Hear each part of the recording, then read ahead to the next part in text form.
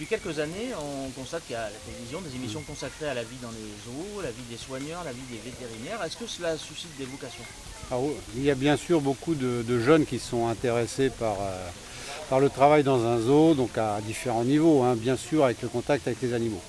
Et on reçoit beaucoup de demandes, donc on accueille des stagiaires, on va accueillir des jeunes qui sont vraiment jeunes, hein, qui sont en stage de troisième, donc ils restent là une semaine, ils voient un petit peu tous les secteurs du zoo, puis on accueille des stagiaires qui sont en études vétérinaires et qui eux vont rester 1 mois, 2 mois, voire pour certains faire un système beaucoup plus long de 6 mois ou d'1 an, un peu comme un internat.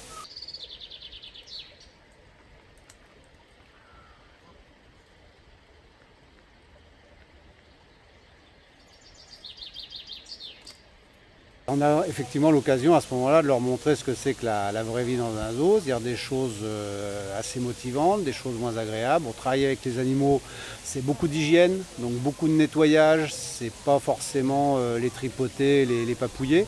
Il faut bien sûr les connaître.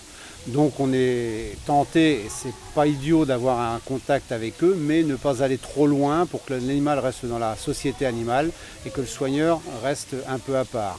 Il faut bien sûr les connaître, donc ça nécessite une proximité.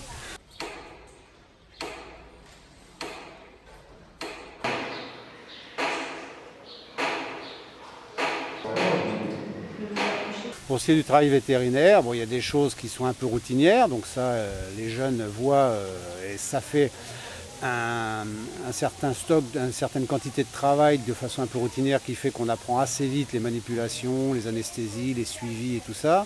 Et puis chaque matin finalement quand on arrive, on ne sait pas trop ce qui va se passer. Ça c'est un peu le piment de l'affaire qui intéresse beaucoup les gens et qui reste même après beaucoup d'années dans un zoo toujours aussi intéressant, toujours aussi motivant.